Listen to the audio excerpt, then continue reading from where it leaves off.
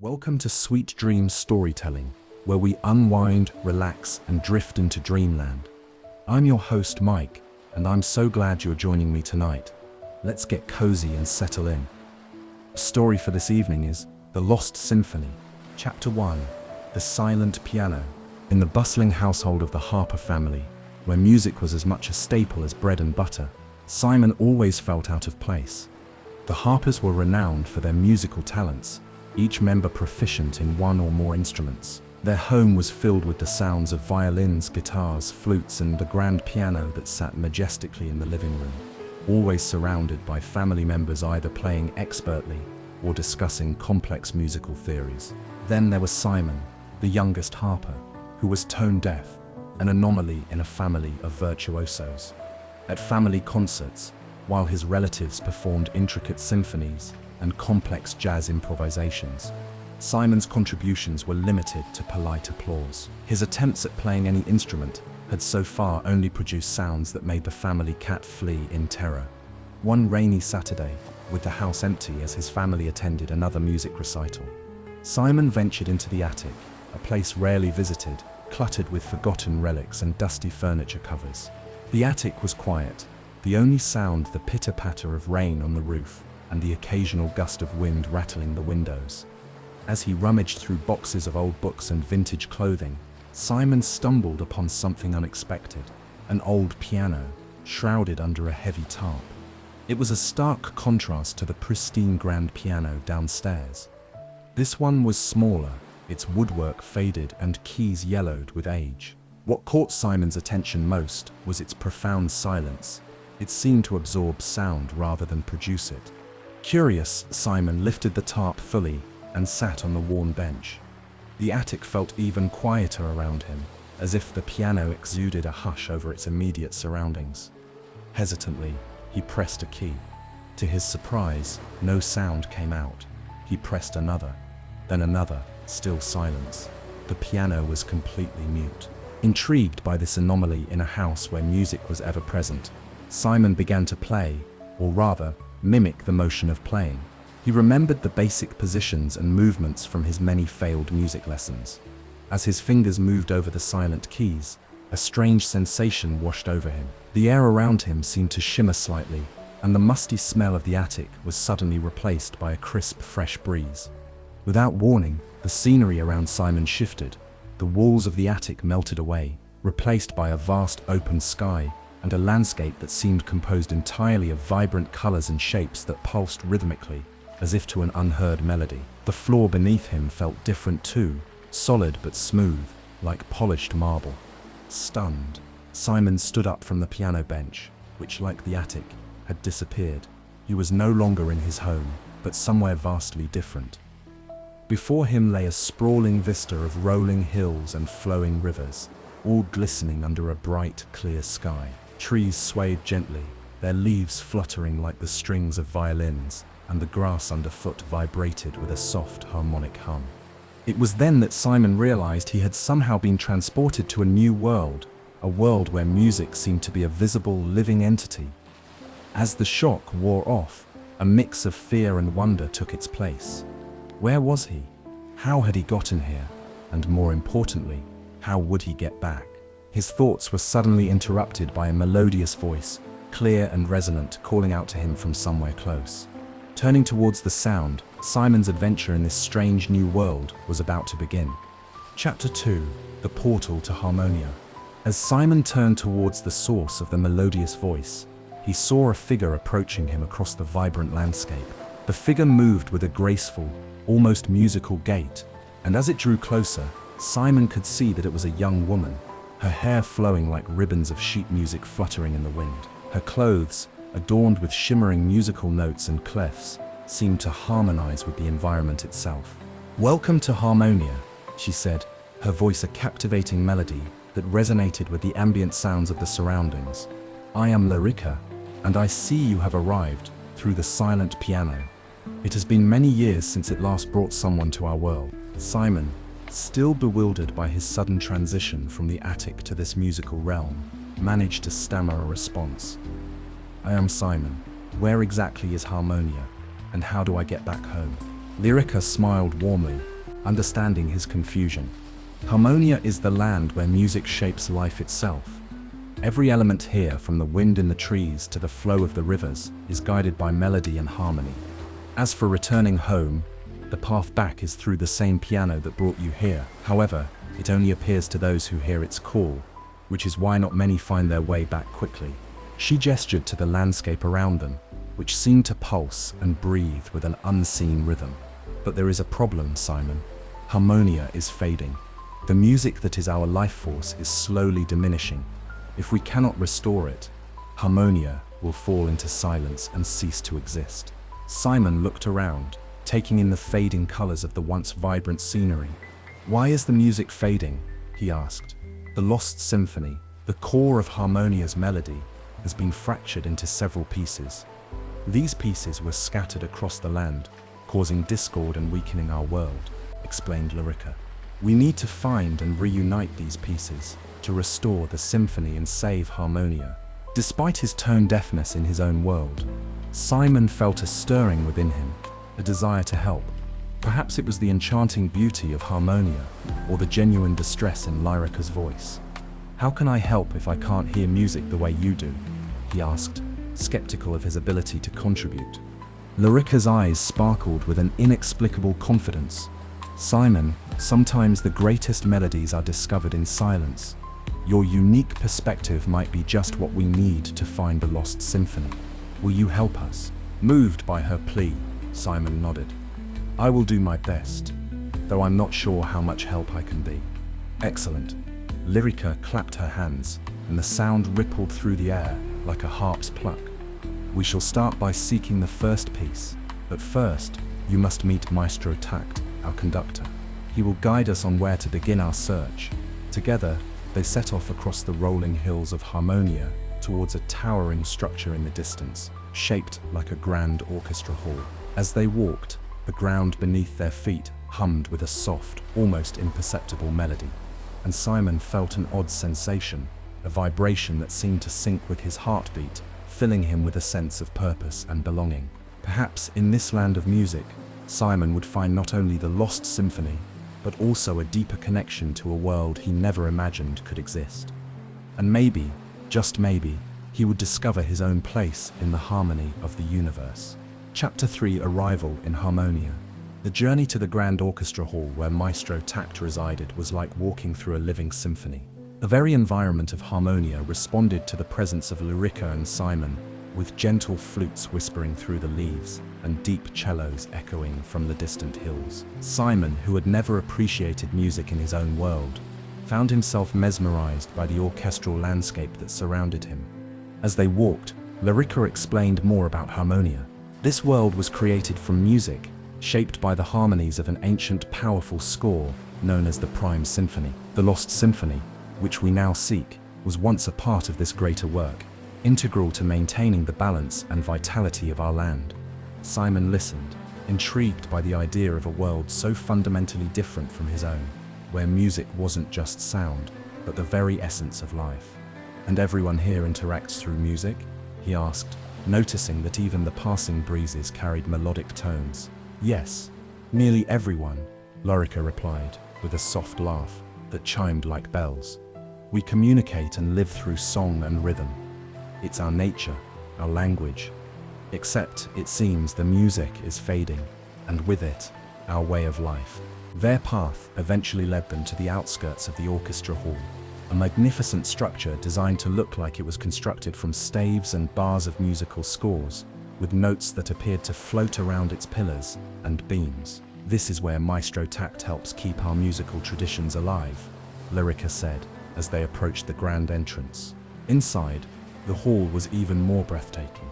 The ceiling arched high above, adorned with a fresco that depicted Harmonia in its full glory, vibrant and alive with music.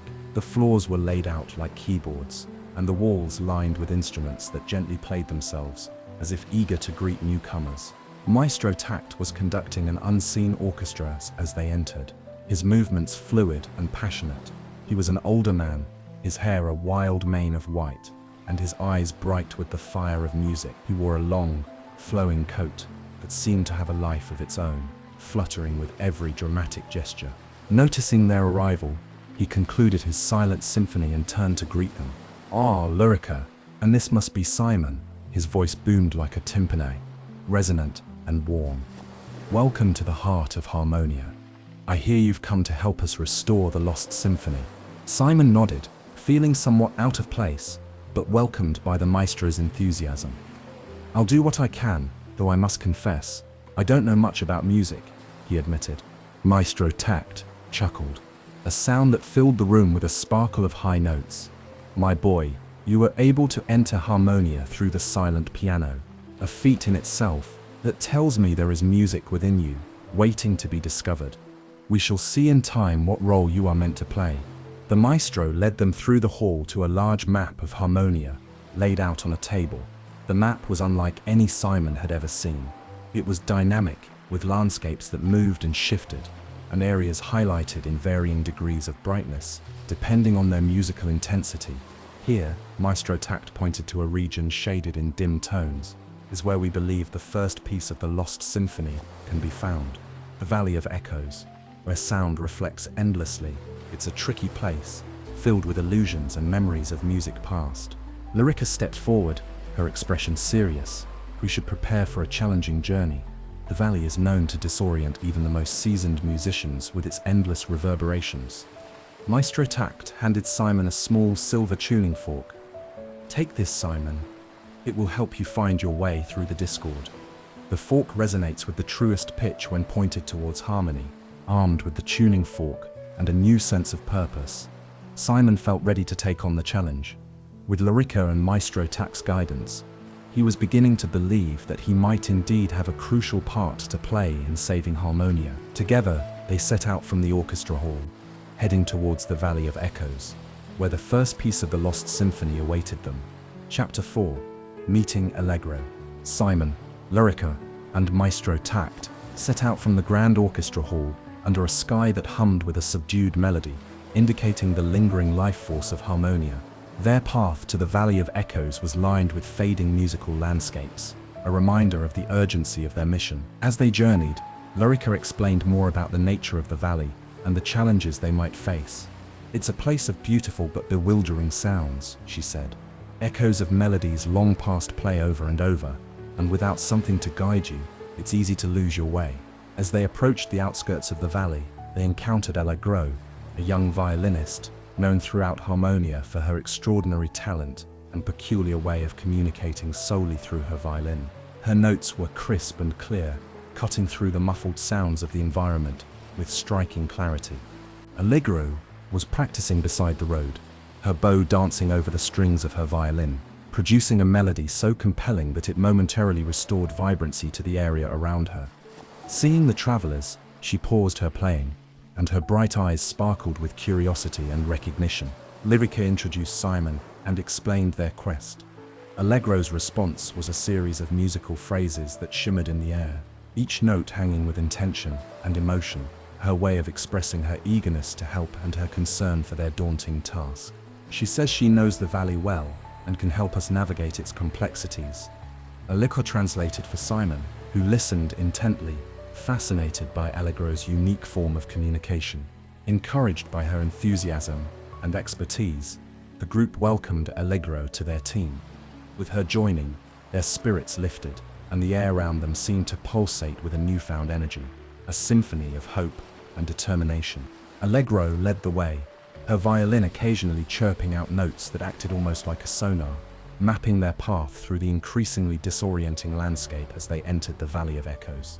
The valley was a vast canyon, filled with rock formations that naturally amplified and distorted sounds. The echoes of long-forgotten symphonies bounced off the walls, creating a labyrinth of sound. As they ventured deeper, the echoes grew louder and more chaotic.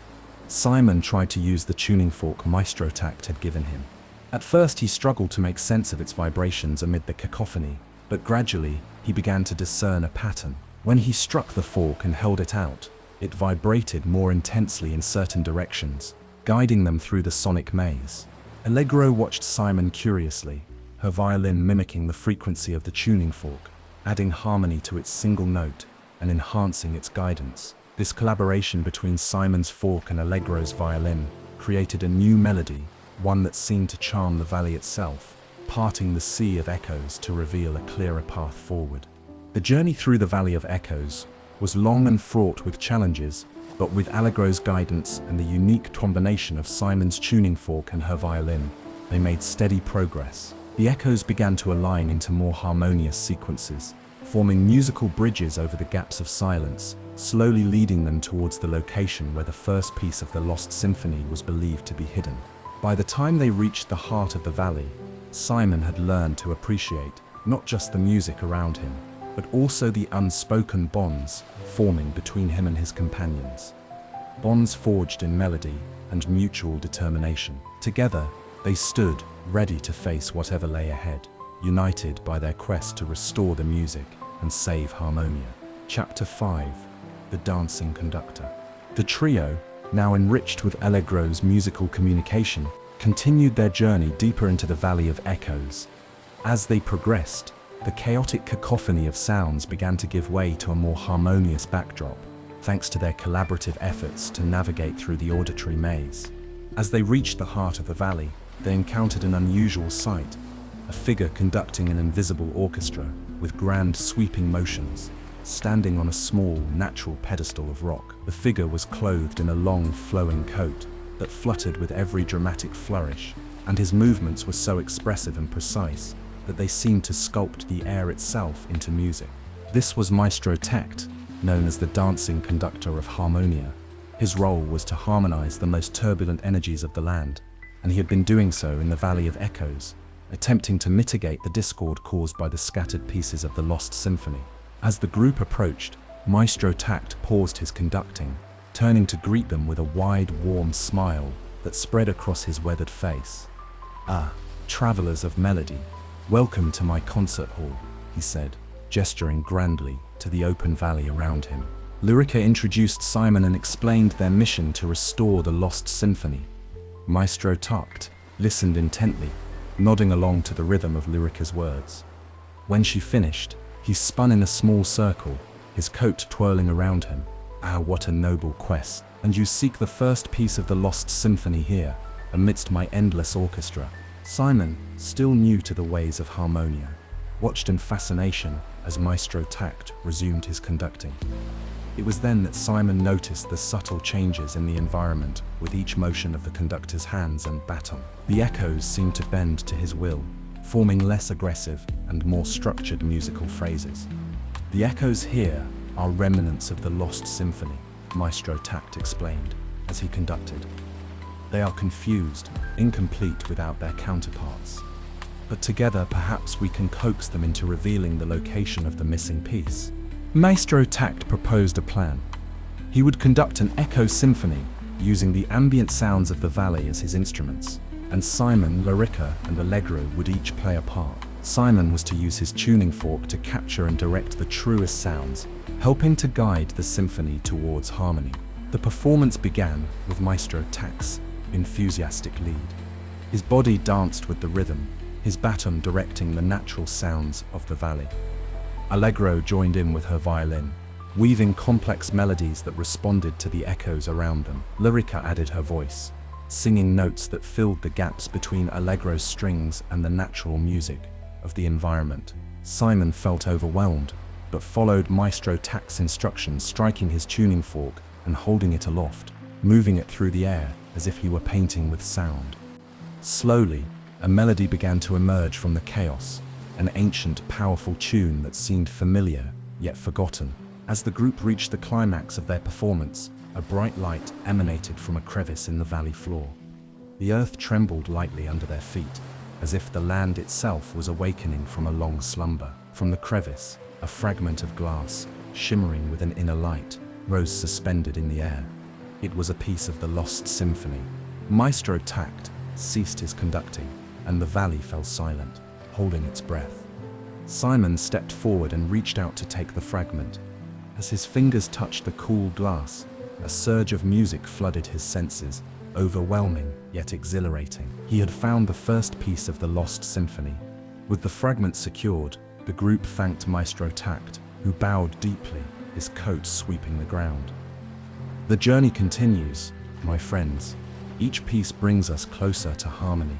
Go with the music as your guide and ally, reinvigorated by their success and the magical experience of creating music that literally moved the earth. Simon, Lyrica, and Allegro set off from the Valley of Echoes, ready to face the next part of their quest to restore Harmonia's heart, its lost symphony. Chapter 6: The Archive of Echoes. With the first piece of the Lost Symphony secured, Simon and his companions felt a renewed sense of purpose as they continued their journey through Harmonia. Their next destination, as directed by Maestro Tucht, was the Archive of Echoes, a place rumored to hold the memories of every note ever played within the realm. The archive was located in a secluded part of Harmonia, nestled within a grove of whispering willows, whose leaves seemed to hum softly with remnants of ancient melodies. The building itself was unassuming from the outside, constructed from a smooth, dark stone that absorbed sound, making the area surprisingly silent compared to the musical vibrancy of the rest of the land. As they approached the entrance, the door swung open silently, inviting them into a vast hall lined with shelves that reached high into the shadowy ceiling. Each shelf was filled with intricately crafted glass containers, each one holding a swirling mist of colors, representing the echoes of past musical performances captured and preserved. An elderly librarian, known simply as Keeper Melodia, greeted them. She moved with a grace that suggested she was listening to a rhythm only she could hear. Her eyes lit up with interest when Lyrica explained their quest to restore the Lost Symphony. "Ah, seekers of lost melodies, you've come to the right place," Melodia said, her voice a soft melody itself. The Archive of Echoes holds not just memories of music, but the essence of Harmonia's history. Let's see if we can find what you need. She led them through rows of echoes, explaining how to access the memories within the glass containers. Each of these is like a book, but instead of reading, you listen. However, finding the right echo among so many can be a challenge. Simon was drawn to a particular shelf where a lone container pulsated with a deep blue glow. Instinctively, he reached out, and with Melodia's nod of approval, opened it. The room filled with a powerful symphony that resonated with the piece they had recovered from the Valley of Echoes. It was a part of the Lost Symphony, a segment long thought lost to time. "This is it," Simon exclaimed, feeling the vibrations align with the fragment they carried. "Yes, that's a significant part of the Lost Symphony," Melodia confirmed. "It seems you have a natural affinity for finding these connections, Simon. Your unique perception of music, even if not through traditional hearing, is a rare gift here." Encouraged by Melodia's words, Simon and his friends spent hours in the archive, searching through echoes, guided by the symphony's fragment to piece together more of the Lost Symphony. Each echo they uncovered added layers to their understanding of the composition, and slowly, the structure of the once great symphony began to reveal itself. Allegro, with her ability to communicate through music, played each echo, blending them with the existing fragments, while Maestro Tucht used his deep knowledge of musical theory to suggest alterations and connections, helping to reconstruct the lost composition. As the day turned to evening, they had assembled a considerable portion of the Lost Symphony, but it was clear that significant pieces were still missing. Melodia, seeing their determination and progress, offered them a map of Harmonia stored within the archive. "This may help you locate other places where the symphony's echoes might be found," she said, unrolling a detailed map that featured areas highlighted with various musical symbols. Thanking Melodia for her invaluable assistance, Simon and his companions prepared to leave the archive.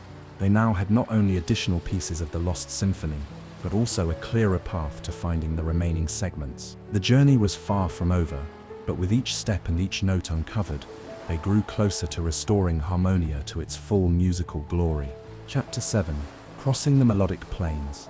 After leaving the Archive of Echoes with new knowledge and a clearer path forward, Simon and his companions set their sights on the Melodic Plains, a vast stretch of land known for its ever-changing musical landscapes. According to the map provided by Keeper Melodia, the plains were likely to contain clues to more pieces of the Lost Symphony.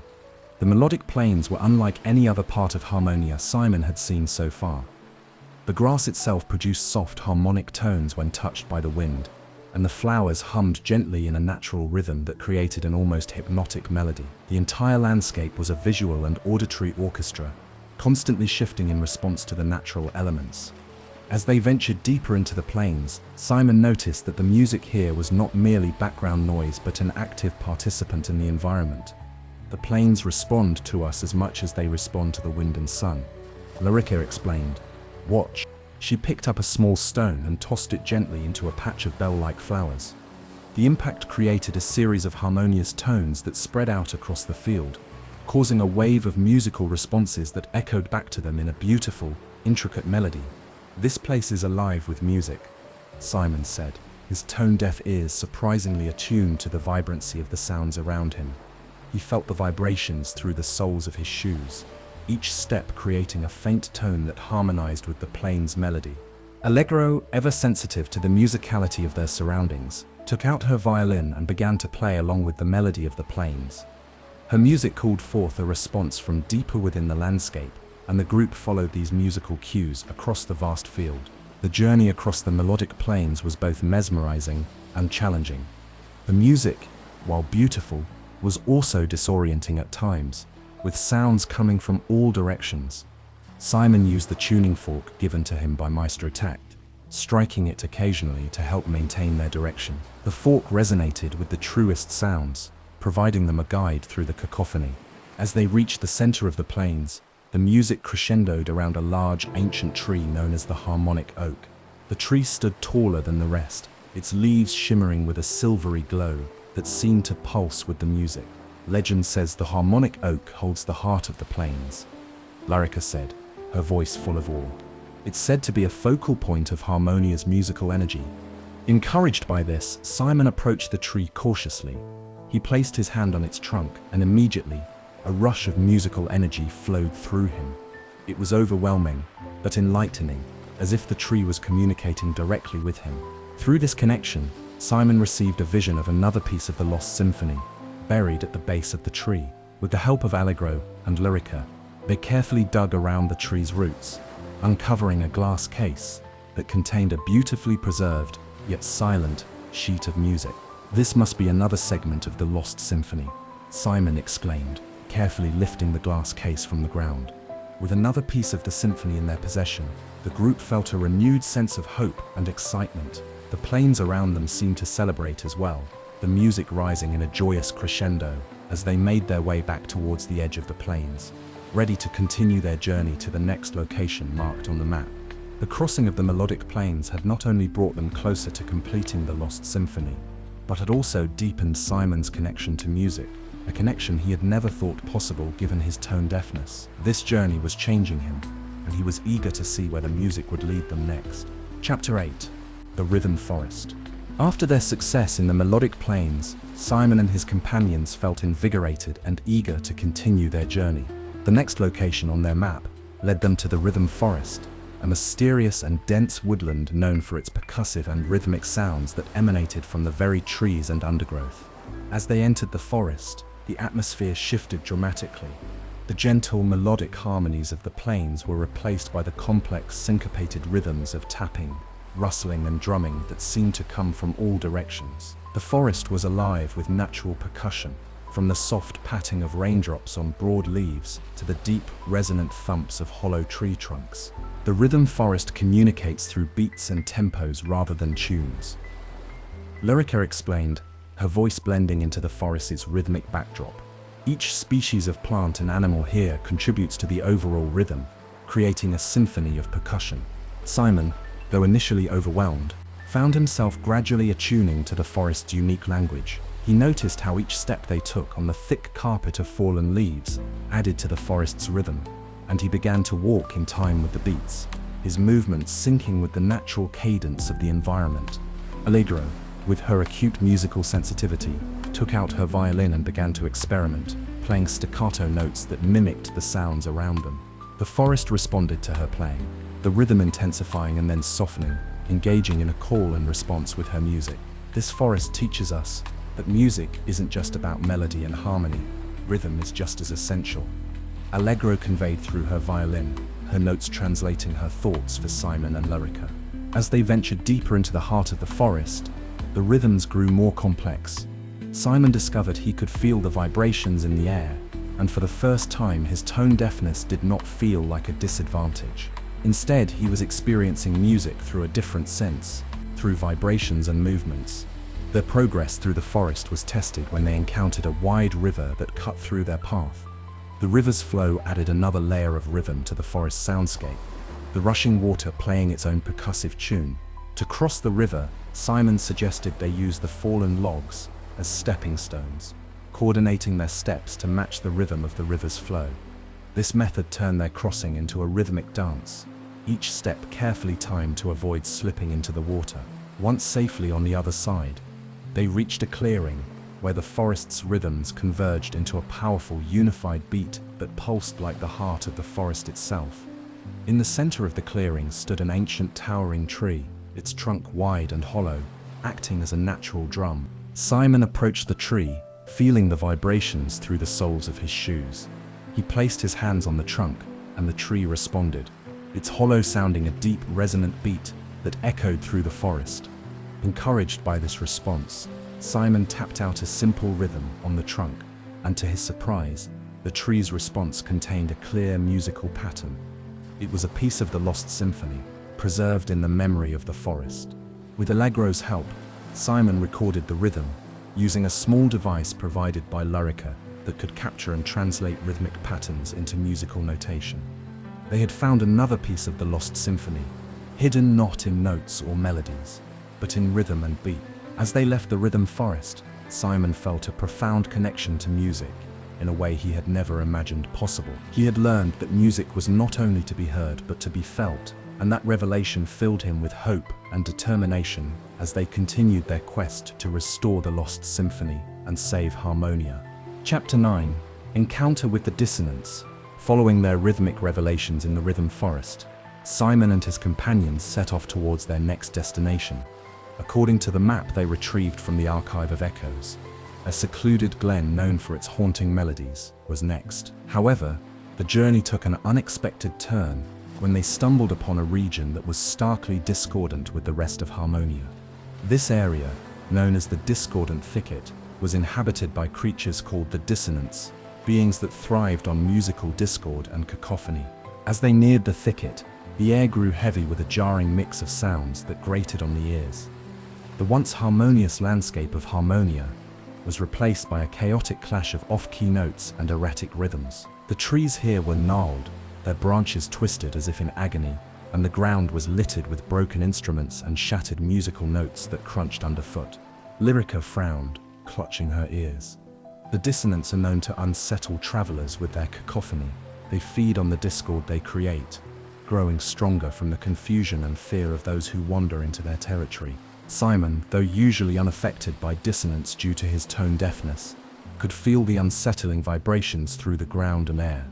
It was a physical discomfort that made him shudder. Allegro, ever sensitive to musical disturbances, looked particularly distressed, her violin held tightly to her chest, as if to protect it from the discordant air. Suddenly, a group of dissonants emerged from the twisted underbrush. They were peculiar creatures, with asymmetrical bodies and mismatched limbs that moved erratically. Each dissonant carried a bizarre, makeshift instrument, producing sounds that were unsettling and strangely compelling. Instead of retreating, Simon remembered the lessons from the rhythm forest, the power of rhythm and vibrations. He signaled to Allegro to prepare her violin, and to Lurica, who understood his intention immediately. "Let's counter their discord with harmony," Simon suggested, feeling an unexpected surge of confidence. "Maybe we can calm them, change their tune." Allegro nodded, lifting her violin with determination. She began to play a soothing melody, her bow drawing long, gentle strokes across the strings. Lurica joined in, singing a simple, lilting tune that complemented the violin's melody. Simon, feeling the vibrations of their combined music, found a large, hollow log and began drumming on it with sticks he found on the ground. He maintained a steady, rhythmic beat that underpinned the melodies of Lurica and Allegro, providing a strong foundation that began to weave into the dissonant sounds of the dissonants.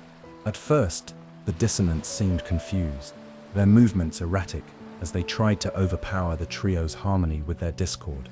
But gradually, as the consistent harmony enveloped them, their music began to change. The erratic rhythms slowed, the jarring notes softened, and their movements became less chaotic. The transformation was slow but visible. The dissonance, affected by the calming power of harmonious music, began to play in sync with Allegro, Lyrica, and Simon.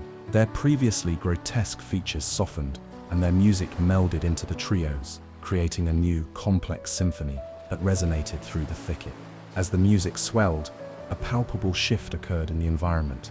The twisted trees straightened slightly, the broken instruments on the ground stopped rattling, and a gentle breeze swept through the thicket, carrying away the remnants of discord. With the dissonance pacified, and even seemingly content, Simon and his friends cautiously moved through the thicket, leaving behind the transformed creatures who continued to play softly, now in harmony with the natural sounds of harmonia. "This was incredible," Simon said once they were clear of the thicket. "Music really can change the world, or at least it changed the dissonance." Lyrica smiled, her eyes bright with pride and relief. "And you, Simon, led us in changing it. Your rhythm grounded us, brought us together. You're finding your place in harmonia's symphony." As they continued on their journey, the encounter with the dissonance remained with Simon as a profound lesson in the power of unity and harmony, not just in music, but in confronting and transforming adversity.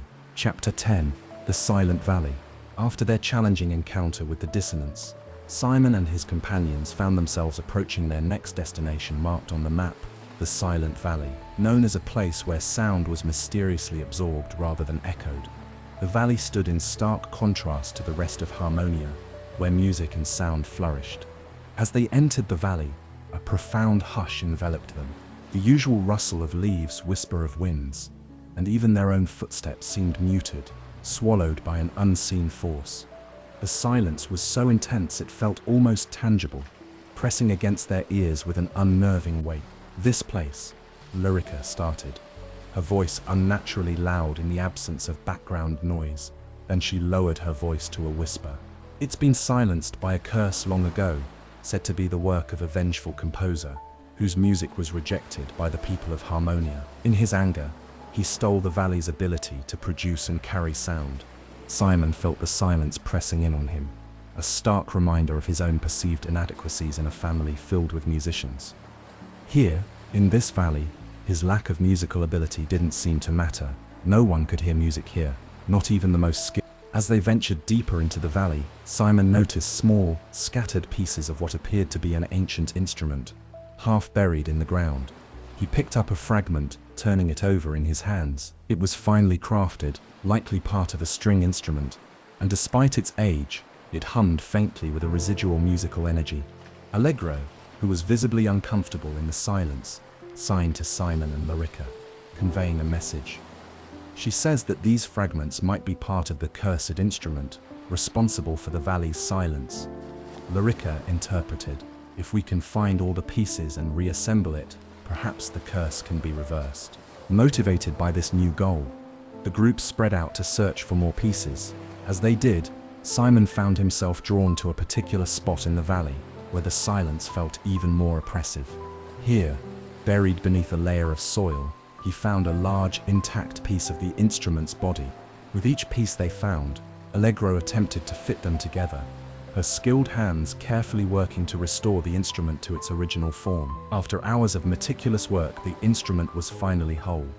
A beautiful, ancient harp-like creation that seemed to pulse with a life of its own. "Let's see if it still plays," Lyrica suggested, her voice a mix of hope and anxiety. Allegro carefully plucked one of the strings. To their amazement, a clear, pure note rang out, slicing through the oppressive silence like a beam of light. The sound seemed to ripple across the valley, and where it touched, the air shivered, and faint whispers of sound returned. Encouraged, Allegro played a simple melody. With each note, the valley responded, the silence retreating like a tide, and the natural sounds of the environment slowly resurfacing. The grass rustled, the wind whispered, and in the distance a bird sang tentatively, as if testing its voice after a long silence. As the melody continued, the valley bloomed with sound, the curse lifting and harmony restoring. The transformation was miraculous, a testament to the power of persistence and belief in the face of despair. Simon, witnessing the valley's revival, felt a deep sense of accomplishment. Here, in Harmonia, he was no longer the tone-deaf outsider, but a key player in restoring the music that was the lifeblood of this magical land. With the Silent Valley now singing once again, the group continued their journey, buoyed by their success and the knowledge that even the deepest silence could be overcome with the right melody. Simon realized that his journey in Harmonia was not just about finding the lost symphony, but also about discovering the music within himself, silent though it had always seemed. Chapter 11. The Festival of Harmonies.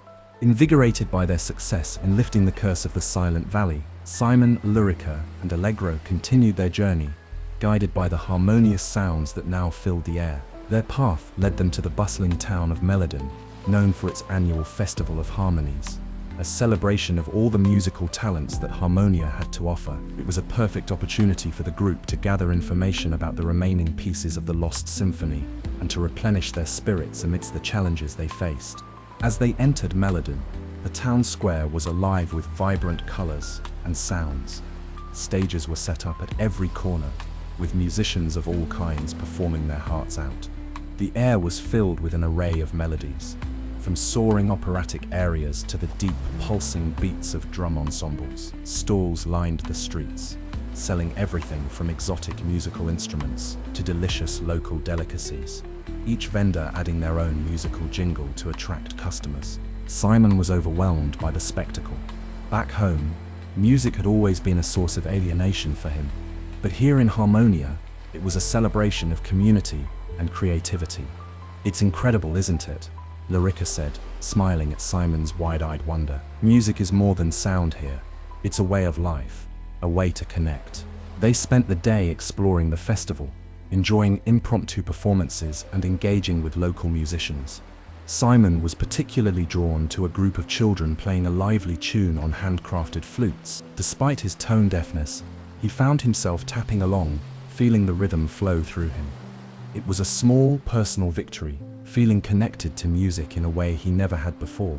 As night fell, the festival's main event began at the central stage. It was a grand concert featuring the finest ensembles from across Harmonia. Simon and his friends secured spots near the front, eager to experience the celebrated performances. Allegro's eyes shone with excitement. This was her element, where music spoke louder than words. During a brief intermission, a renowned historian of Harmonian music took the stage to speak about the importance of preserving musical heritage. Inspired by their quest, Lurica approached the historian after his talk to ask about the Lost Symphony. The historian, intrigued by their mission, invited them to his home, where he maintained a private collection of ancient musical scores and artifacts. At his home, they pored over old manuscripts and maps, searching for clues. The historian revealed that, according to legend, the final pieces of the Lost Symphony were last seen in the hands of a mysterious composer who vanished, rumored to have secluded himself in the echoing mountains to perfect his craft. Armed with this new information and the historian's blessings, Simon felt a renewed sense of purpose. He was no longer the outsider, but a key player in a grand historical puzzle. The group decided to head to the echoing mountains the next day, hopeful that they were nearing the end of their quest. As they left the historian's home, the festival still in full swing, Simon looked back at the lights and the laughter, the music and the dancing. He realized that he was taking a part of Melodon with him, not just in his quest to find the Lost Symphony, but in his heart, forever changed by the harmonies and rhythms of Harmonia. Chapter 12. The Echo Caves. With new information from the historian and fueled by the vibrant energy of the Festival of Harmonies, Simon, Lurica, and Allegro set out towards the echoing mountains, a rugged terrain on the outskirts of Harmonia, known for its mysterious caves that amplified any sound made within. According to the historian, these caves might hold the key to finding the final pieces of the Lost Symphony. The journey to the echoing mountains was treacherous. The paths were steep and the rocks sharp, a stark contrast to the lush, melodious landscapes they had become accustomed to in Harmonia. The air grew cooler and the wind carried a haunting echo, a constant reminder of their destination. As they approached the entrance to the Echo Caves, the air was filled with a symphony of natural sounds, magnified to an overwhelming volume by the cave's unique acoustics. The sound of a distant waterfall turned into a thunderous roar, and the rustling of leaves sounded like applause. This place amplifies not just sound, but emotion, Lyrica explained, her voice echoing off the cave walls. Be mindful of what you express verbally and musically. The caves can intensify it. The group entered the caves with a mixture of awe and caution. Inside, the caverns branched off in multiple directions, each path offering a different acoustic experience. Simon struck his tuning fork, and the sound it produced was amplified so profoundly that it filled the entire cave with a pure, lingering tone. The sound seemed to light their way, the vibrations revealing subtle differences in the cave walls that guided them deeper into the labyrinth. Allegro was particularly sensitive to the acoustic environment. She used her violin to communicate with the caves, playing notes and listening intently to their echoes to determine which paths were safe to explore and which might lead to dead ends or dangerous drops. As they ventured deeper, they discovered that the caves were not just natural formations, but had been carved over centuries by previous inhabitants of Harmonia, who had used the caves for musical rituals and ceremonies. Carvings of musical notes and ancient instruments adorned the walls, and in some areas the paths were lined with old broken instruments that resonated with faint, ghostly sounds. In one of the deeper chambers of the cave, they encountered a large, crystal-clear pool of water. The surface of the water was perfectly still, reflecting the cave's ceiling, which was dotted with crystals that twinkled like stars in the dim light. Simon noticed that the air here was filled with a subtle harmonic frequency, and he felt a strange pull towards the center of the pool. Guided by instinct, Simon approached the pool and dipped the tuning fork into the water. The moment the fork touched the surface, the water rippled, and a soft, melodic hum emerged from the depths. The hum grew into a complex melody that resonated throughout the cave, vibrating the crystals above and causing them to shine more brightly. The melody was hauntingly familiar. It was a fragment of the lost symphony, hidden not in physical form but in sound waves preserved in the memory of the water. Allegro quickly transcribed the melody as it played, capturing the notes that might help them reconstruct the lost symphony. With a significant piece of the symphony now recovered, the group felt a surge of excitement and relief. Their journey through the Echo Caves, while challenging, had proven fruitful. They left the chamber with a renewed sense of purpose, the melody from the pool echoing in their minds, a haunting reminder of the power of music to preserve and protect the essence of a land like Harmonia. As they made their way out of the caves, the echoes of their steps and the lingering melody combined, creating a new symphony that followed them out into the open air of the echoing mountains, a symphony that spoke of hope, discovery, and the enduring magic of music. Chapter 13: The Siren's Lake. After their successful expedition in the Echo Caves, Simon, Lyrica, and Allegro continued their journey, guided by the map to a location said to hold another fragment of the lost symphony. Their next destination was Siren's Lake, a mystical body of water famed for its enchanting, yet perilous, melodies sung by the sirens who dwelled within its depths. As they approached the lake, the scenery transformed dramatically. The rugged, echoing terrain of the mountains gave way to a serene landscape where the air was thick with a mist that seemed to carry melodies on its every swirl. The lake itself was a vast expanse of shimmering water that reflected the sky so perfectly it was difficult to tell where the water ended and the heavens began. The sirens of this lake used their songs to lure and confuse travelers, Lyrica warned, her voice low. Their music is beautiful, but dangerous. It's said that those who follow their songs are led astray, lost forever to the lake's embrace. Allegro tightened her grip on her violin, ready to counter the siren's songs with her own melodies if necessary. Simon, meanwhile, felt a mix of anticipation and anxiety. He wondered if his unique inability to discern conventional music might somehow protect him from the siren's influence. As they settled by the lakeside, the serene surface of the lake began to ripple, and soft, harmonious voices rose from the depths. The melodies were captivating, weaving a tapestry of sound that was almost visual in its complexity and beauty. The siren's songs called to them, notes twisting and turning with an almost visible allure. Simon felt the music as a vibration more than a sound, the resonances pulling at his senses. He glanced at Lyrica and Allegro, who seemed entranced, their expressions distant as the siren's melodies grew stronger. more insistent. Remembering their purpose, Simon reached into his bag and pulled out the tuning fork that Maestro Tact had given him. Striking it against a stone, he created a pure, clear tone that cut through the siren's complex melodies. The vibration disrupted the enchanting music, snapping Lyrica and Allegro out of their stupor. "Thank you, Simon," Lyrica said, shaking her head as if to clear it. "We need to be careful. Let's focus on finding the symphony fragment." Allegro nodded, and she began to play her violin, using the music to create a barrier of sound around them, a protective shield that blended with Simon's tuning fork vibrations to form a sonic defense. This combination created a harmonious bubble that allowed them to explore the lakeside without falling under the siren's spell. As they walked along the shore, the sirens tried different melodies, each more compelling than the last, attempting to penetrate the protective bubble of sound. But Simon and Allegro, with Lyrica's guidance, maintained their musical shield, searching for clues to the location of the lost symphony fragment. Eventually, they came upon a small, secluded inlet where the water ran deeper and darker. Here, the siren songs seemed to converge, focusing their power. Lyrica, who had studied the law of harmonia extensively, suggested they search underwater. Tying a rope around his waist, Simon volunteered to dive into the lake, the tuning fork secured around his neck. He plunged into the cold, clear water, his vision obscured by the shimmer of refracted light. Below, nestled in the roots of a submerged tree, he found a crystal case containing a delicate scroll, another piece of the lost symphony. Resurfacing with the case, Simon handed it to Allegro, who carefully opened it and confirmed that it was indeed part of their coveted symphony. With the fragment secured, the group quickly left the inlet, the sirens' songs fading behind them as they retreated from the lake. Their departure was hurried but triumphant.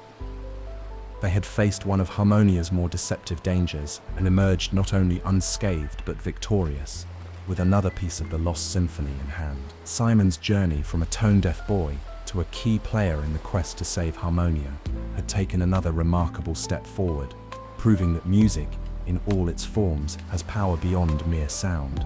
Chapter 14: The Forgotten Maestro.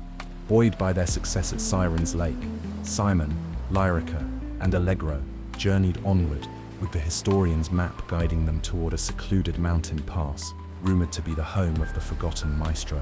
This enigmatic figure was said to have been a prodigious composer whose works had mysteriously vanished from Harmonia's collective memory. The legends suggested he might hold the key to the final pieces of the lost symphony. The path to the mountain pass was lined with towering pines that swayed with the wind, their whispers adding a somber tone to the journey. The air grew cooler as they ascended, and the landscape became shrouded in a thick mist that muffled sound, making even their own footsteps sound distant and hollow. As they reached the crest of the pass, they found themselves before a dilapidated manor that looked as though it had been untouched by time. Vines crept up its stone walls, and its windows were dark, giving it a forlorn appearance. This, according to the map, was the last known residence of the Forgotten Maestro. The trio approached the manor cautiously, pushing open the heavy front door, which creaked ominously on its hinges. Inside, the air was thick with dust, and the faint scent of old parchment and wood polish lingered. The manor was silent, save for the distant sound of a solitary piano playing somewhere deep within. Drawn by the sound, they ventured through the shadowy corridors, their way lit by the dim light filtering through the dusty windows. The music grew louder as they approached a large oak door at the end of the main hallway. Simon reached out and pushed the door open, revealing a vast library filled with shelves of ancient books and scores, and in the center, an old grand piano.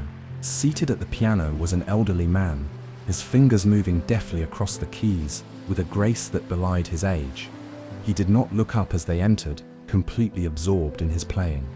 The music was hauntingly beautiful, filled with a sorrow and longing that tugged at the heart. Lyrica stepped forward. "Maestro," she called out gently. The music stopped abruptly, and the man turned to face them. His eyes, clouded with age, seemed to clear as he focused on the visitors.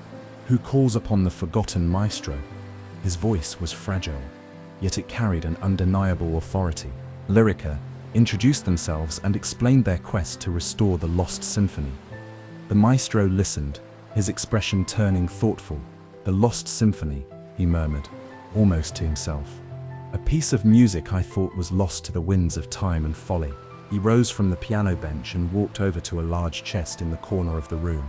With a trembling hand, he opened it, revealing stacks of musical compositions, yellowed with age. He sifted through them until he found what he was looking for, a beautifully scripted score that seemed to glow with its own light. "This is part of the symphony you seek," the maestro said, handing the score to Simon. "It was my life's work, my masterpiece, but it brought me nothing but sorrow. I hid it away, hoping to forget." Simon took the score, feeling the weight of the maestro's regrets and the hope that it could now bring healing. "Your music won't be forgotten this time," Simon promised.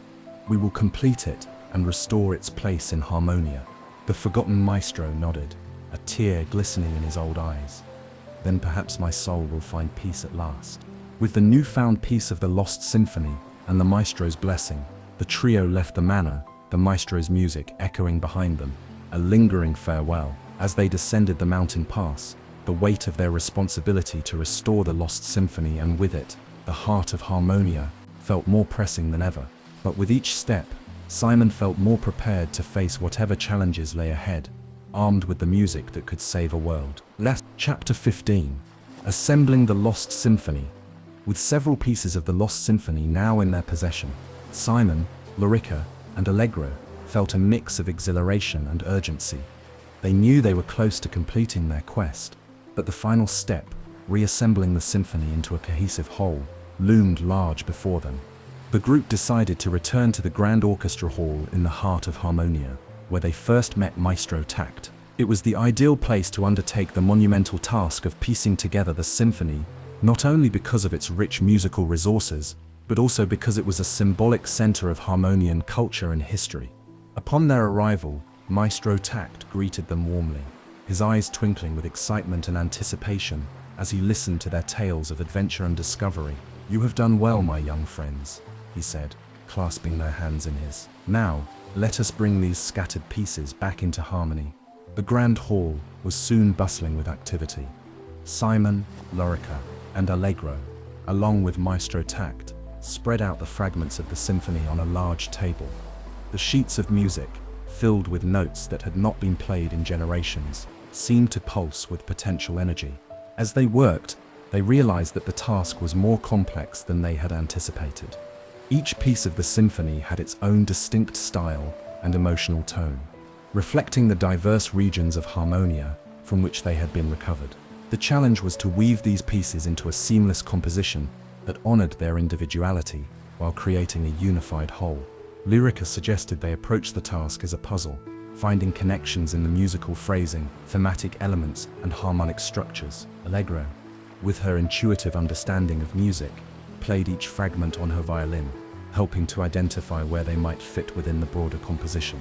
Simon, meanwhile, found that he could sense the vibrations of the music in a way that guided him to find matching pieces. His unique ability to perceive music through its physical vibrations became crucial in identifying subtle connections between the fragments. As the hours turned into days, the symphony began to take shape. Musicians from across Harmonia were invited to the hall to view the progress and provide their insights, turning the task into a collaborative effort that brought the community together. During one such session, a young flutist pointed out a recurring motif in several fragments that none had noticed before. This motif, a simple melody line, became the key to unlocking the final arrangement of the symphony. It served as a musical thread, linking all the pieces into a cohesive narrative. With the structure of the Lost Symphony finally clear, the next step was to prepare for its performance. Maestro Tact assumed the role of conductor, and musicians from all corners of Harmonia were assembled to partake in what was to be the first performance of the complete symphony in centuries. Rehearsals began in earnest, with each musician bringing their unique style and interpretation to the music. Simon, Lyrica, and Allegro attended every rehearsal, their hearts swelling with pride and anticipation as they heard the Lost Symphony come to life, its notes filling the grand hall with a sound that was both ancient and new. As the day of the performance drew near, the excitement in Harmonia reached a fever pitch. Posters and announcements decorated every corner of the land, inviting citizens to witness the historic event. Simon, standing in the midst of the grand hall, felt a deep sense of fulfillment. He had journeyed to Harmonia as an outsider, a tone-deaf boy in a land of music. And now he was about to witness the culmination of a quest that had changed not just his life, but potentially the future of Harmonia itself. Chapter 16, The Rehearsal. As the day of the grand performance of the Lost Symphony drew near, the atmosphere inside the Grand Orchestra Hall was one of intense focus and vibrant creativity. Musicians from every corner of Harmonia gathered, their instruments reflecting the light from the high windows, casting colorful patterns on the walls. The air was filled with the sounds of tuning instruments and murmured discussions about tempo and tone. Maestro Tact, with his commanding presence, stood at the conductor's podium, his baton in hand, ready to lead the rehearsal. Simon, Lyrica, and Allegro took their places among the musicians, each feeling a mix of nervous anticipation and excitement. For Simon, this was a particularly poignant moment. His journey from the silent attic piano to this pivotal point had transformed him, and he felt an overwhelming sense of gratitude and responsibility. The rehearsal began with Maestro Tact addressing the ensemble, his voice resonant and inspiring. "Today we are not merely playing notes from a score," he declared. "We are breathing life into a piece of Harmonia's soul that has been silent for too long. Each note you play is a heartbeat, each phrase a breath. Let us revive the spirit of our land with the music we make today." As the first notes of the Lost Symphony were played, the sound was raw and powerful. The musicians, while skilled, were not yet in harmony, their individual parts not fully melded into a cohesive whole. Dissonances crept into the complex passages, and timings were slightly off, reflecting the challenges of integrating such diverse musical elements into a unified piece. Allegro, sensitive to the flow of music, played her violin with passionate precision, her eyes occasionally meeting Simon's across the room. He could see her channeling all her musical intuition into each bow stroke, guiding the others in her section towards greater harmony. Lyrica, meanwhile, sang with a clear, pure voice that soared above the orchestra, her vocal lines weaving through the instrumental textures, binding them together. She was the melody that connected the themes, her voice a guiding light in the complex musical landscape they were navigating.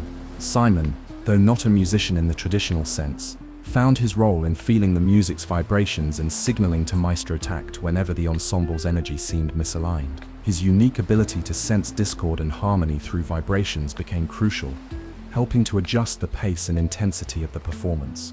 As the rehearsal progressed, Maestro Tact proved to be a patient yet demanding leader, stopping the orchestra frequently to refine phrasings, adjust dynamics, and perfect transitions.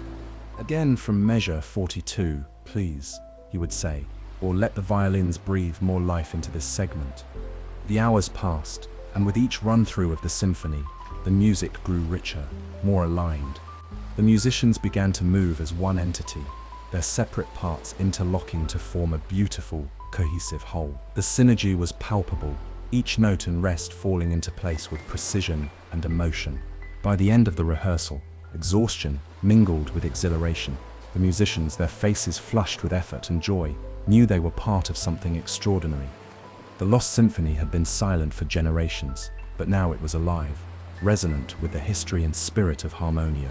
Simon stood silently for a moment, taking it all in. The sounds of the symphony echoed in his mind, a testament to their journey and efforts. He realized that this symphony was not just a restoration of lost music, but a symbol of hope and renewal for all of Harmonia. As the musicians packed up their instruments and the hall slowly emptied, the anticipation for the next day's performance was high. They had achieved harmony in rehearsal, but the true test would come when they performed the Lost Symphony in front of all of Harmonia. Simon felt ready. The symphony was ready. It was time to share their journey's culmination with the world. Chapter 17, The Performance. The day of the performance dawned clear and bright, with a gentle breeze that seemed to hum with anticipation. The entire land of Harmonia buzzed with excitement, as citizens from every corner gathered at the Grand Orchestra Hall, their voices blending into a harmonious cacophony of eager chatter. Simon, Lyrica, and Allegro arrived early, the weight of the day's significance settling over them like a tangible force. The grand hall, majestic and resplendent, was decorated lavishly for the occasion. banners hung from the rafters, each emblazoned with symbols of the musical heritage of Harmonia. The stage was set with rows of polished chairs and music stands, awaiting the musicians who would soon breathe life into the once-lost symphony. Backstage, the atmosphere was a mix of nervous energy and meticulous preparation. Musicians tuned their instruments with a precision born of a deep respect for the music they were about to perform. Maestro Tact, ever the anchor in the storm of pre-performance jitters, moved among them, offering words of encouragement and reminding everyone of the journey they had undertaken to reach this moment. As the audience settled into their seats, the murmur of their conversations filled the air, creating a backdrop of human harmony to the forthcoming orchestral performance. Simon, standing in the wings and watching the crowd, felt a surge of pride. These were the people they were playing for, the heart and soul of Harmonia. With a deep breath, he stepped onto the stage alongside Lyrica and Allegro, joining the other musicians. The crowd's anticipation shifted towards the stage, their applause thunderous as Maestro Tact took his place at the podium. Maestro Tact raised his hands, and the hall fell silent, the collective breath of the audience held in suspense. Then, with a graceful motion, he brought down his baton, and the first note of the Lost Symphony filled the hall. The music was transformative. Each note, each phrase, was a testament to their journey, rich with the history and emotion of the lands they had traversed and the challenges they had overcome. The symphony unfolded in movements that evoked the various elements of Harmonia, the sparkling clarity of the echo caves, the rhythmic vitality of the rhythm forest, and the haunting beauty of Siren's Lake. Simon, standing at the back of the orchestra, felt the music in a way he never had before. The vibrations of the symphony moved through him, resonating deep within his soul. He realized then that he had truly found his place in Harmonia, not as a musician in the traditional sense, but as someone who could feel and understand the music on a visceral level. As the final movement of the symphony approached, the music swelled to a crescendo that seemed to fill not just the hall, but the entire land. The musicians, fully attuned to one another, and the music, played with a passion and precision that brought tears to the eyes of many in the audience. The last note hung in the air, a perfect, lingering end that slowly faded into silence. For a moment, no one moved. Then, as if released from a spell, the audience erupted into applause, a standing ovation that roared through the hall like a wave. The musicians bowed, their faces alight with joy and relief. Maestro Tact turned to the orchestra, his eyes glistening with unshed tears, proud of his ensemble and the music they had brought back to life.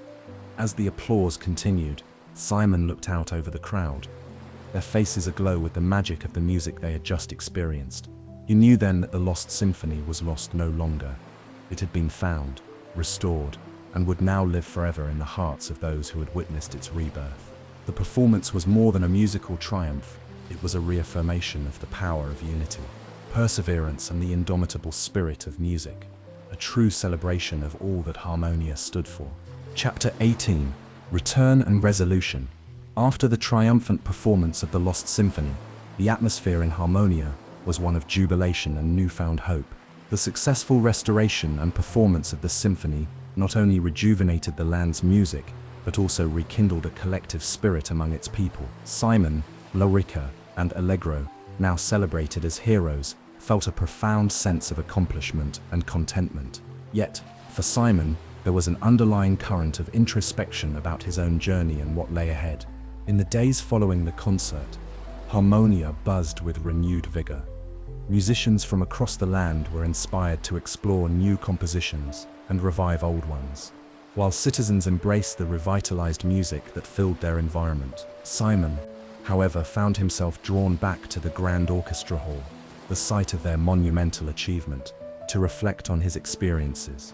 As he sat in the empty hall, the echoes of the symphony still resonant in the air, Simon contemplated his return to his world. He had come to Harmonia as an outsider, a boy disconnected from the musical gifts of his family, and was now leaving as a key figure who had helped save an entire world with his unique understanding of music. The irony was not lost on him. In a land where music was everything, he had found his place by feeling the music rather than hearing it. Maestro Tact joined him in the hall, his presence a comforting reminder of the journey they had shared. "You have changed, Simon," the maestro said, his voice echoing slightly in the vast space. "Not just in how you perceive music, but in how you see yourself. You've discovered that what made you different gave you the strength to make a difference." Simon nodded, his thoughts aligning with the maestro's words. "I've learned that being different isn't a disadvantage, it's a new perspective. Back home, I always felt like I was missing a crucial part of myself, because I couldn't connect with music the way my family did. Here, I've found that connection, just not in the way I expected." The maestro smiled, his eyes twinkling with wisdom. "Perhaps it's time to share that discovery with your family, to show them how you connect with music in your own unique way. Harmonia will always be a part of you, and you are part of it, but your journey continues beyond our borders." With a heart full of mixed emotions, Simon decided it was time to return home. He said his goodbyes to Lyrica, Allegro, and Maestro Tucked, each farewell bittersweet yet filled with gratitude for the roles they had played in his transformation. Stepping once again to the silent piano in the attic of the orchestra hall, the portal through which he had first entered Harmonia, Simon felt a surge of resolve. He played the keys, the piano remaining silent as before, but now he understood the silence was not empty, it was full of potential, waiting to be felt and understood. As the familiar surroundings of his home came into view, Simon felt a renewed sense of purpose. He was eager to show his family how he had changed, to share his new understanding of music and himself. His return was met with surprise and joy, and as he recounted his incredible journey, his family listened with awe and pride, finally seeing Simon in a new light. The story of his adventures in Harmonia became a favorite tale in his family, and Simon found ways to incorporate his unique musical perspective into their lives. Bridging the gap that had once made him feel so isolated, he began working with sound engineers and musicians, exploring ways to visualize music for those who struggled with traditional hearing, turning his perceived disadvantage into an innovative approach to experiencing and creating music. Simon's journey had begun with a feeling of exclusion due to his tone deafness, but it ended with the realization that there are many ways to experience and contribute to the world of music. In Harmonia, he had found his melody, and back home he was ready to compose a new symphony of his own, one where different abilities harmonized into something truly beautiful.